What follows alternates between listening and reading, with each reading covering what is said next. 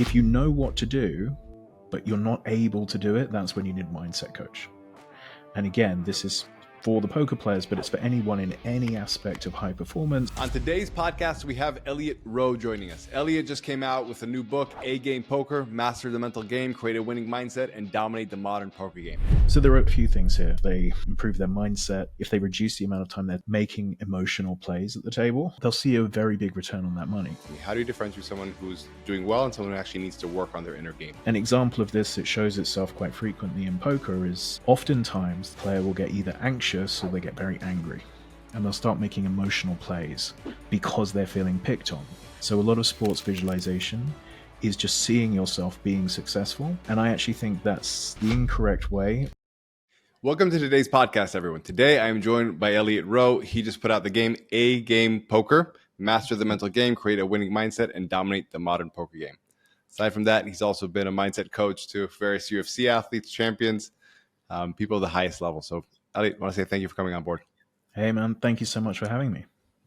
Pleasure, man. So I like to start out with a deep question because we kind of talked about it a little bit before we got on air.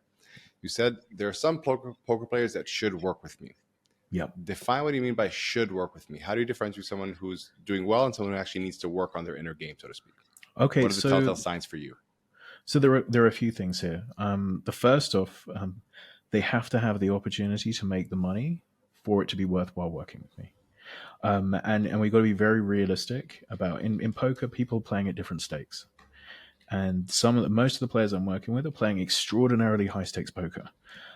So working with a mindset coach sort of at my level makes sense because if they improve their poker, if they improve their mindset, if they reduce the amount of time they're tilting at the table, so that's making emotional plays at the table, they'll see a very big return on that money. If someone's playing much smaller stakes, they shouldn't be investing the same amount of money in a mindset coach because there's not the same potential upside. And we have to see that their skill set is able to take them to a certain level where it would be valuable. So that's the first side of it. I always want to make sure it's reasonable for somebody to work with me from a financial point of view. The second side of it is really just looking at your game and thinking about whether the things that you're doing, like on the table, would be the same way you would make the same plays off the table. If you were looking back, when you're studying the same hands, would you say something different? Would you advise another player to do something differently? And the way that I describe this is if you don't know what to do, so if you're just stuck at the table, then you need a technical coach. And this applies to business as well, or any other industry I'm working with. If you know what to do, but you're not able to do it, that's when you need a mindset coach. And again, this is for the poker players, but it's for anyone in any aspect of high performance. So a Wall Street trader, CEO of a company, anyone executive of a company. If they could tell their friend exactly what to do, then more strategic advice won't help because you already have the correct strategic advice. And therefore it's a mindset issue. But if you're just stuck and you've got no idea what you should be doing, that's when I believe you should be looking for a business coach, a poker coach, a strategic coach, and whatever you're doing, because you need to fill in that information gap first. And then the mindset coaching comes in when you're not able to implement the tactics and techniques that you've learned. That's really well said. Okay, that makes perfect sense.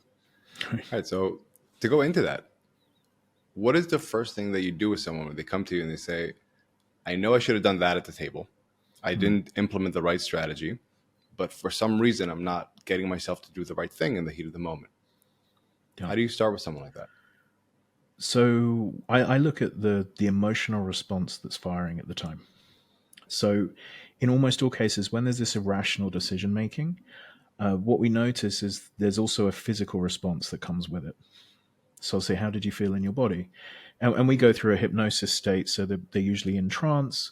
The feelings, the memories are amplified. So it's slightly different to a conversation we're having now, and I can dig into hypnosis a bit more later.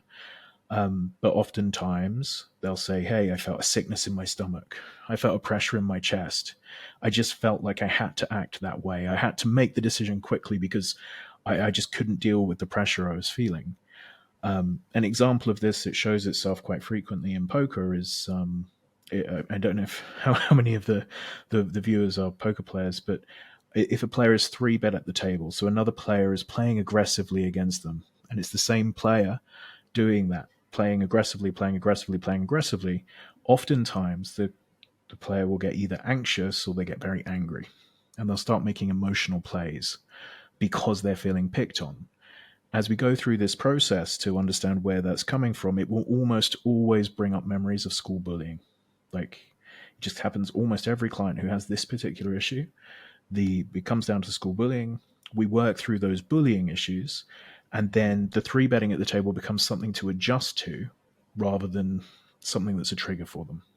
And it's that sort of process, but we're always just looking at, okay, so what's the physical response that you're feeling? Because it's not there. They shouldn't be there at a poker table.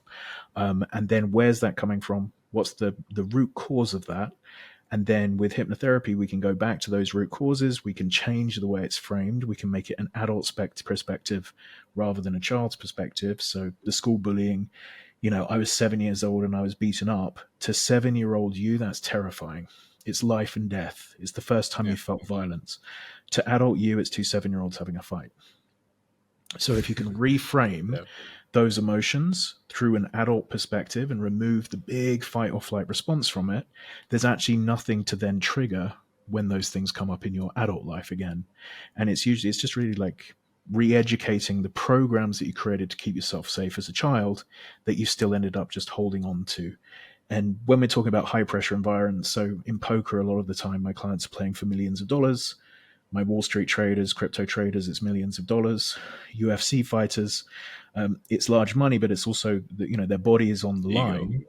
Yeah, big time ego in fighting. Yeah. In any of these situations, those triggers, those weaknesses from childhood will show themselves because you're in a super high pressure environment. And that's why I actually find any of the high pressure environments, like, they're just wonderful places for self work because they show you your weaknesses. Yeah. So I've been lucky enough that the majority of my career has been helping people in these high pressure environments. We see the weaknesses, we work through the weaknesses, and then we start to see a shift in their performance. So this is really interesting because what you're saying, once this happens, then we can go back in time and kind of understand why. We can investigate this. So that's the pre-work, so to speak. That's the prehab these guys need to do in order to show up their best, whether it's the poker player, the trader, or whatever it may be. Yeah. What do you do with them in the moment, for example? If someone's like, how do they interact? Say, I'm at that final table. I get this feeling in my body, or I'm not really sure what's going on. All of a sudden, I think it's called on tilt on poker. Right. It's like all of a sudden I feel like I'm just losing it. How can somebody who feels that in the moment, they're not able to handle themselves or really execute on their strategy, like you said, what is the mechanism that people can use there to still be elite performers? I mean, realistically, if we've done the right work, we should be removing that issue. So the ideal situation is if we've hit the right root causes, they should stop to feel it to the same degree that they were. I'll take them through visualization exercises to basically utilize in those situations. One way of controlling it is prior to those final tables, we'll be doing visualizations of things going wrong and overcoming it. So a lot of sports visualization is just seeing yourself being successful. And I actually think that's the incorrect way of visualizing a sporting or high pressure event. I think you should see a struggle and see how you can overcome that without a high stress response and practice that. Because, let's say a UFC fighter, if they just visualize, they walk out, they throw the first punch and they knock their opponent out, there's going to be a lot of fights where that doesn't happen and they're dealing with a lot of stress. So prior to it, we'll be doing the deep memory work. We'll then be doing the visualization work. And then they'll have some tools from that visualization. So imagining this stress as if it's controlled on a dial. Picture that dial in your mind. What number does that dial show? Oh, it's 9 out of 10. Okay, close your eyes, take a deep breath. I want you to bring that down to a 7. What does a 7 feel like? Etc., etc. And the more that you practice those types of techniques, the more efficient they become in the high pressure moments. But I actually believe this is much more about finding the trigger beforehand so that it doesn't show itself at all, rather than trying to have a band-aid in the moment. So it's like there are some band-aids, but really we want to fix the wound. Question for you around that. Because first off, I fully agree with you that the preference is to mitigate the whole thing preemptively by getting to the root cause of it and improving it. What I've noticed is that sometimes there's just almost this bad muscle memory. You know, like let's say somebody gets an injury in their ankle, and then Yeah. their gait is still off because of it. And even if you take off the root cause of what's causing it, they just have this kind of Pavlovian response that when someone does this, I start getting anxious. Do you feel that if you go deep enough, you're able to even take that away? Or is it something like we got to treat this in a bit of a different thing? This is a bit of a different flavor. I believe that you can. I've seen that we can take that away as well if we go deep enough. But also with visualization, it's the mind doesn't know the difference between visualization and reality. Um, that's why people cry at the cinema. You're watching pixels on a screen and you're crying your eyes out. Or why 50 Shades of Grey sells. It's ink on a piece of paper and people are getting turned on. Your mind has physical responses to its imagination. And what we can do in these deeper states is we can replay and replay and replay and see them overcoming until we're overwriting that response that you're describing. So there's a thick groove that says I should feel anxious when, but through the visualization process, we can replay that and replay that and replay that in the way that we want that to show itself, so that groove is reduced and reduced and reduced, and they can take that control. So it takes effort and it takes practice through visualization, but is something that can be overwritten. Yeah. So you're saying first is understanding the root cause of it, then basically challenging if it's a valid thing. Like anybody who makes me feel nervous, I should feel like it's a life or death, like I'm a 7-year-old about to be beaten up. Yeah. But then the big thing is just getting the reps in as far as the visualization to override that initial response. Is that accurate? So it's reframing the initial situation until there's no emotional load. So, I mean, obviously sometimes they're very traumatic things, but if you can bring forgiveness in for yourself, for the perpetrator, whatever it might be, you can shift the way these memories feel and trigger. And as I say, then look at it from an adult perspective, reduce that charge, and then go into the suggestion type, the visualization type work, which is playing through how things can be different with that trigger removed, and putting yourself through, hey, your chip. So if it's poker, your chip leader in a tournament, there's a bad beat. You're now 5 out of 6. How do you respond from that situation? Now, the natural thing that most people do if they've lost the chip leaders in the tournament is they try and get those chips back as quickly as they can. Right? What we want them to do is just play each hand as a puzzle, and they now just have a new number of big blinds, and they have to play that puzzle differently now. And we're having them visualize it go wrong and them overcoming in a rational sense. So I know you've got experience in martial arts with UFC fighters. It's, you're taken down, he's in the mount. How do we deal with this situation? Talk me through it calmly. What are you doing? How's your breathing? How do we respond to this situation? Okay, he's taken your back. How do we deal with this situation? How do we defend against the arms? What do you do? How's your breathing? How's your mindset? What's the next transition? What's the next transition? What are you looking out for? So we're taking them to the worst case stressful scenarios and having them play through a calm, considered response in those situations until that's the normal thing to happen to them when those situations show themselves in the sports context. Do you think a big part of that is that people arrive to situations that are unknown to them and people fear the unknown and then they start to panic? So by you giving them that visualization, like you've kind of been here before mentally, that's what preemptively reduces that emotional response because it's not an unknown. But it's normalized. So, what is it going to be like the first, you're fighting in the UFC for the first time. You've ended up, he's got you in the mount, right?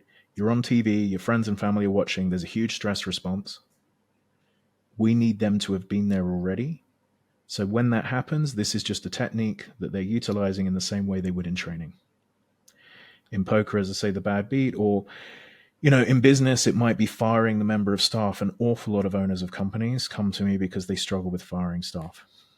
And then it's, how do we deal with this? This person has a breakdown. How do we deal with that? This person gets extraordinarily angry. How do we play through that situation? What's the best next step? So you're putting them through the scenarios so that they're ready to cope with those situations, understanding that these are all things that can be dealt with and coped with. We just don't want it to be the first time it's ever considered as the time you face it in real life in a high pressure, high money situation. I want to go a little bit back because you keep going back to that word normalized. That seems to be the thing that you keep saying here. Yeah. What I'm hearing from you is that, in your perspective, and I agree with this, is that the people that come to you or to I, they have the baseline to be elite performers as far as their technical capabilities. And really, the key for a mindset coach is to help them cap the downside, so that even in situations where most people usually panic, if you can make that feel normal to them and not in this heightened emotional state, they don't panic and they can just employ their logics or skill set and so on.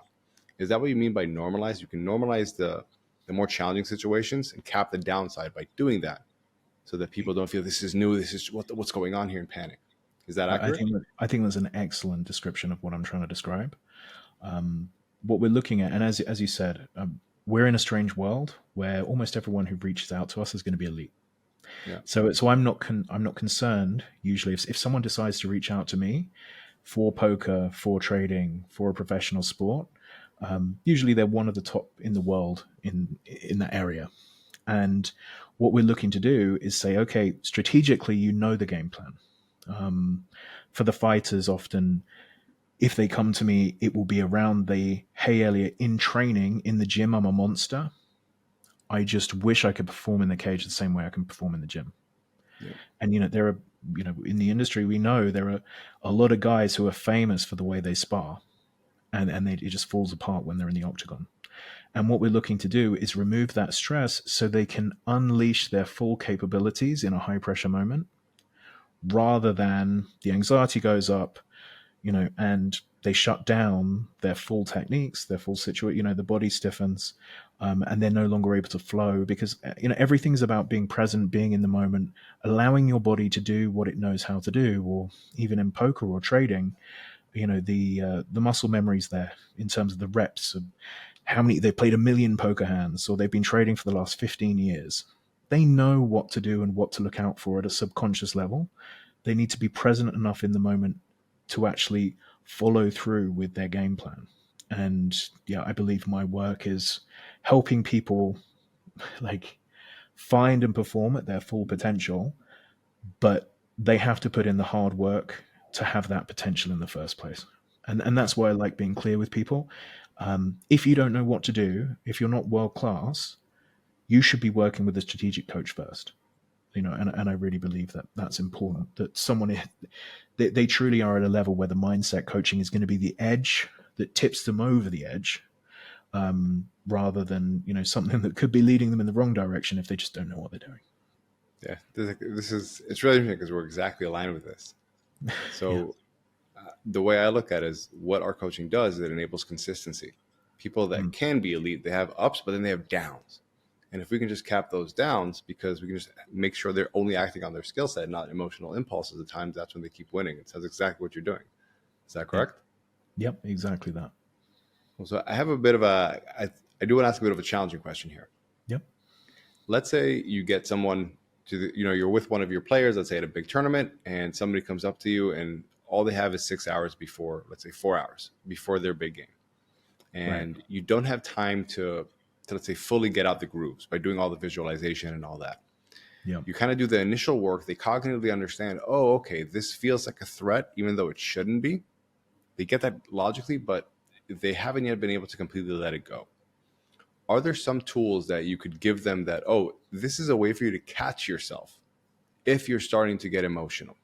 How would you help them with that? Because they're not yet super pro. Yeah, they haven't resolved it. So it is, hey, yes. we desperately need a Band-Aid here. The first is I would do some suggestion hypnotherapy with them, and I would have them, hypnotherapy is very, very good for short-term state change. So you go into this, I'll quickly explain. Obviously, it sounds strange because it's hypnotherapy, but I'll give sort of a brief synopsis of what it is. So hypnotherapy isn't magic like you see on TV. All it is a form of guided meditation, where if you think of mindfulness meditation, you're following your breath, your thoughts come in and you effectively bring yourself back to your breath again. So that's what you're looking to do with mindfulness meditation after, say, a body scan. With hypnotherapy, you reach that same level of relaxation after, say, a body scan, progressive relaxation process.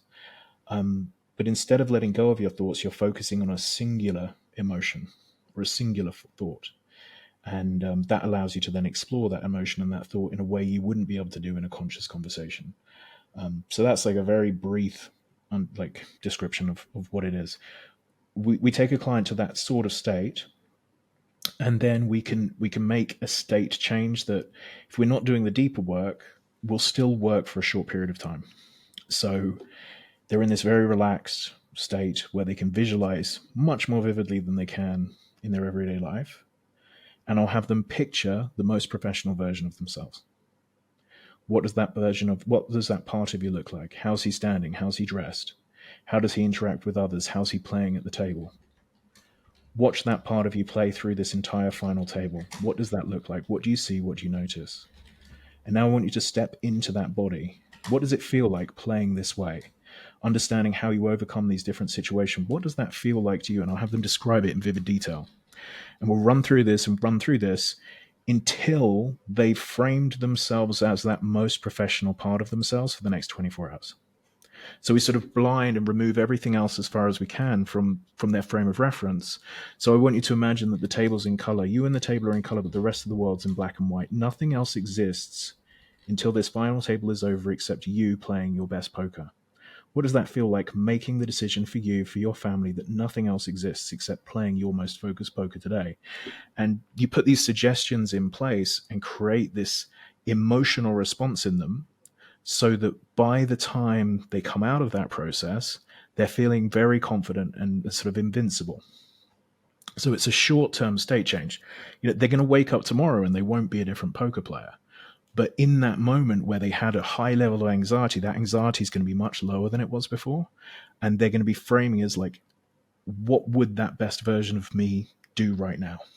And have them ask that question over and over again. And this is a very quick technique to bring a high level of performance if you don't have the time to do the deeper work. Question for you in that. You said for the next 24 hours. And what I'm assuming here, there's some reason for that you say, if we can tell them you only need to keep this up, this facade for the next 24 hours, they can actualize it. But if you were to say just be that person, then it won't have that level of impact because they perhaps don't believe it's feasible, reasonable, whatever it may be. Is there something there that I picked up? Or So yeah, I mean, I just think from what I've seen, so there are two types of hypnotherapy. There's suggestion-based, which is what I've just described. And then there's regression-based hypnotherapy, which is what I was describing earlier, which is when we're going into the past and we're making the big changes to the triggers that created the issues. What I've tended to have seen is we can create a state change for somebody in the short term. Maybe it'll be a day or two, but realistically, it's going to be a short-term state change. And they'll have to do that sort of work again prior to another tournament to feel that same way. Because it's sort of using visualization and their imagination, and life is going to get in the way. They're going to go to bed. They're going to wake up. They're going to feel, argue with their wife, whatever it might be. And they're going to bring themselves out of that zone. But if I have someone, about to fight in a cage, I can get them to that place in those moments before they could walk out to fight in the cage. But I don't expect them to be in the same place the next day. When it comes to the regression work, we're resolving. Can I just jump in before that? I want to make sure, because I think I didn't ask my question correctly. Right. Is there a reason that you feel that you have to tell them only about the next 24 hours, or otherwise they will not buy into it, or that? Yes. So the buy-in. So I find that everything that you say has to be honest and true for someone to accept it. So if I tell you the only thing that matters in your entire life is poker, and I need you to feel that way forever, there's going to be a voice in your mind that says, actually, my kids matter a lot more than poker. Actually, my health matters a lot more than poker. If I say for the next 5 hours, whilst you're playing for $5 million, the only thing in your life that matters is poker, that's something you can accept at a subconscious level. So we never want to be giving people suggestions that they would rationally disagree with. So someone can accept, I can focus all of my energy on this for the next 5 hours. That seems like a reasonable thing to do. If we just suggest that poker is the most important thing, you need to just focus on that for the rest of your life, that suggestion isn't going to be accepted by the subconscious because it's not a reasonable suggestion to make. Yeah, I love that you said that, because one of my big things that I'm against is called in the whole mindset or self-help industry is the whole people say, I have limiting beliefs and I have positive beliefs. It's like, regardless if they're positive or not, if they're not truth, you're like, there's going to be resistance to it. You know what I mean? So we've all heard that. People are like, oh, you have a limiting belief. What would be a more positive belief? And literally every entrepreneur that I work with, they're like, I don't care if it's positive. If I don't believe it, I don't believe it in the moment. I'm not going to buy into it. And that's where with this type of work, you have to be careful with the framing. So, there have to be levels of, it has to be acceptable.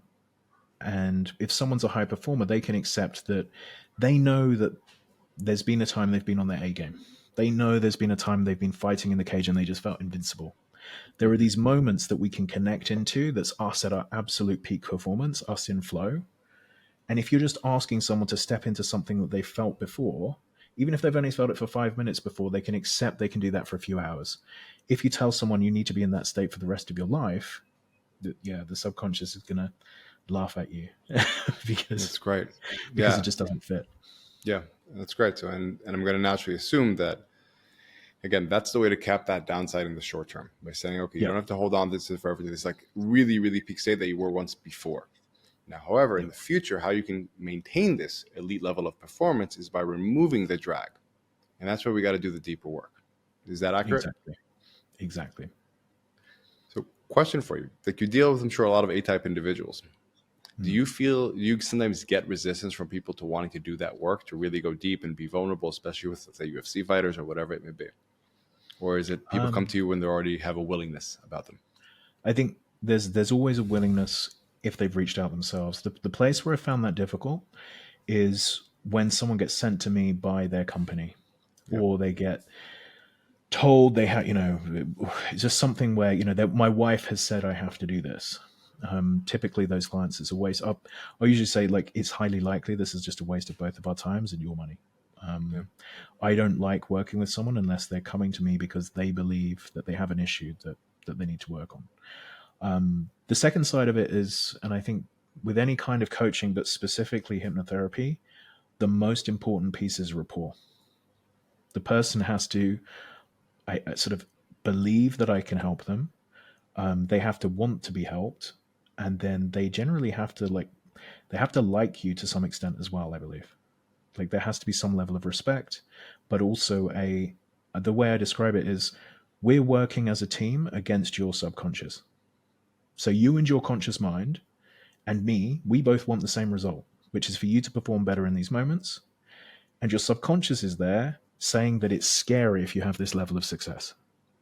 We're working as a team to educate that part of you that this doesn't need to be scary anymore. It can stop protecting you so that you can allow yourself to achieve what you want to achieve. And by framing it as teamwork rather than I'm doing this to you, I'm not doing this to anybody. I'm helping them understand themselves and work through their issues. But we're doing that as a team rather than Elliot is applying this to me. Yeah. I've noticed a couple of times in our conversation that it sounds like you're a big fan of detachment. Whether instead of saying right now, it's not me against you, but it's me and you against your subconscious. There's a lot of detachment here. Or it's not even that. When you said about the 7-year-old example, what I expected you to say was, that was a 7-year-old you were in a fight, but now you're an adult. That's not life-threatening. However, you took it in a whole different level on top of that. You said it's just 2 7-year-olds fighting. It's not even about you. Can you speak more to that? Like, why did you choose to say it in that manner? Why do you find that to be more effective? The more distance you can create from anything, the easier it is to adjust. So even if you make it impersonal. Impersonal, but also, just not an internal. I'm trying to think of the correct words for this. So the way I like to describe it is, like, you are not your issues.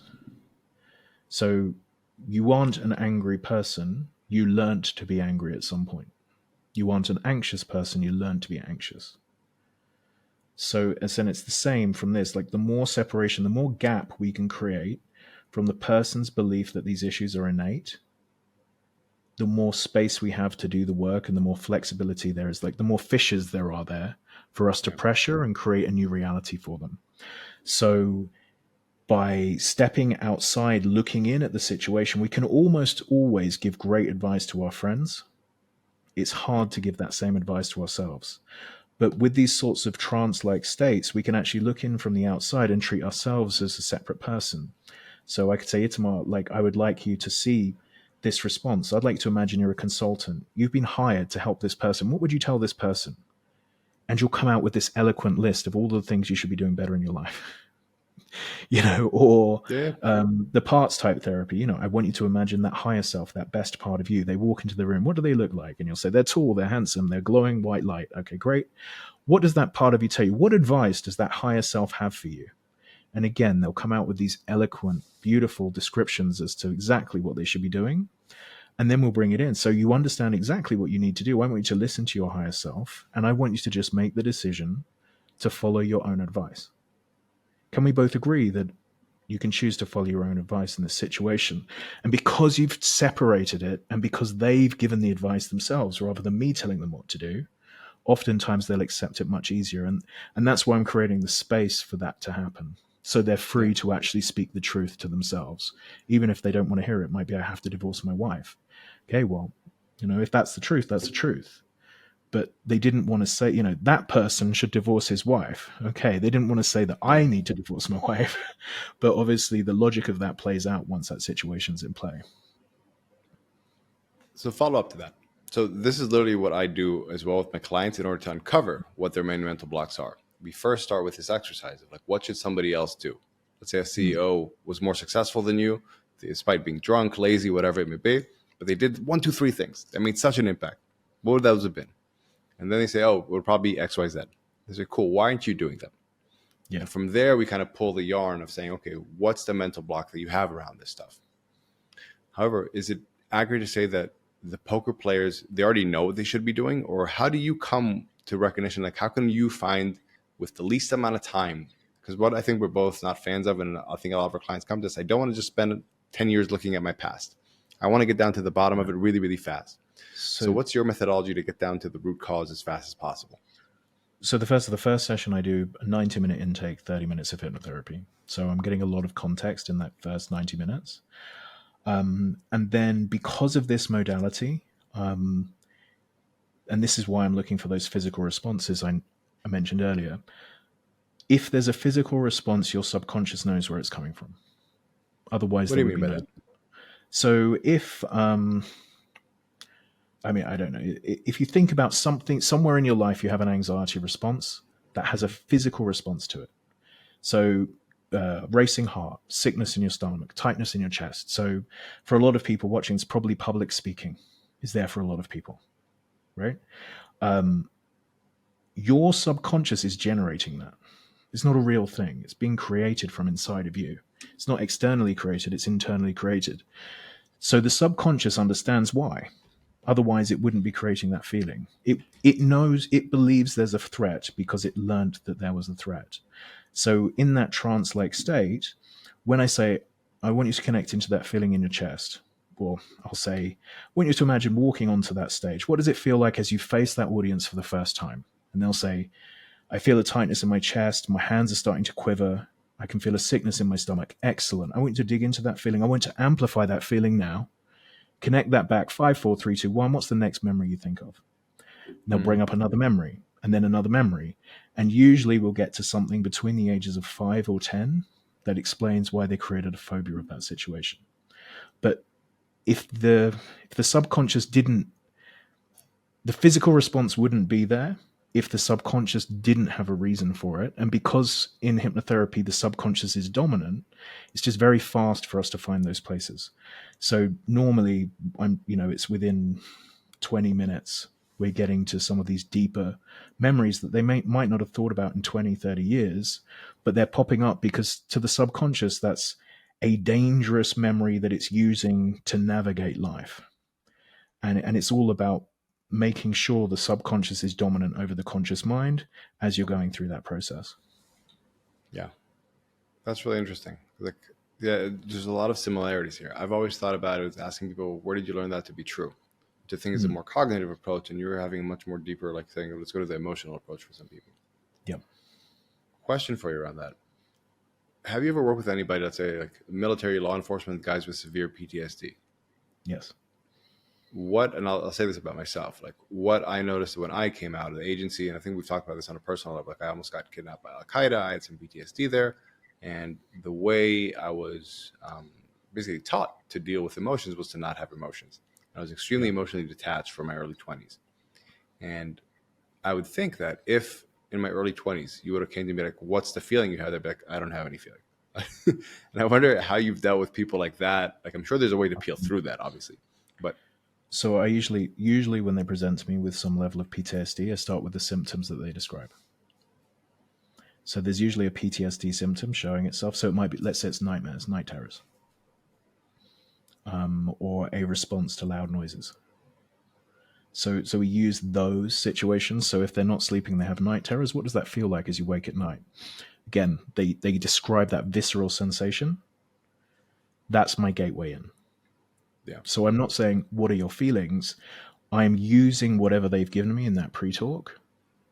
And there's almost always something, if someone's coming with trauma, where it's showing up in some way in their life. You know, I'm throwing rages at my wife and there's no reason to. Okay, tell me what that feels like. That might be the entrance point. It's rare that they're coming to me and saying, I'm absolutely neutral in every situation. And, and I'm sure there are some people who feel like that way and have completely disassociated. But usually the ones who come to me, there's something flaring up somewhere that helps them know that there's something wrong. And it's that we use for the sort of the opening point. Yeah. So it's, from what I'm hearing from you, correct me if I'm wrong, it's even if they can't pinpoint an emotion because they're more emotionally shut down, there's some kind of behavior. Yeah. Like when you said that to me, like my initial thing, I would have immediately told you I keep scanning all the time. Whenever I go somewhere, I'm scanning. Or when I leave a bedroom, I'm always looking through the peephole before I go out anywhere or look down at the street to make sure there's no, like, I'd be like, oh, that's my behavior. So what does it feel like when someone walks into the restaurant? I immediately would get a sense of adrenaline. I'd be like, I have to check them out. I'd have to immediately scan them up and down, like what's going on there. Right. So that would be our work. Excellent. I want you to picture that. You're sitting in the restaurant, someone comes in, you don't know who they are, they look threatening. How does that feel? You'll say, there's an adrenaline. I can start to feel it. Where can you feel that in your body? I'm feeling it in my neck, wherever it might be. In my hip. In your hip. My hip, because that's where my weapons usually were.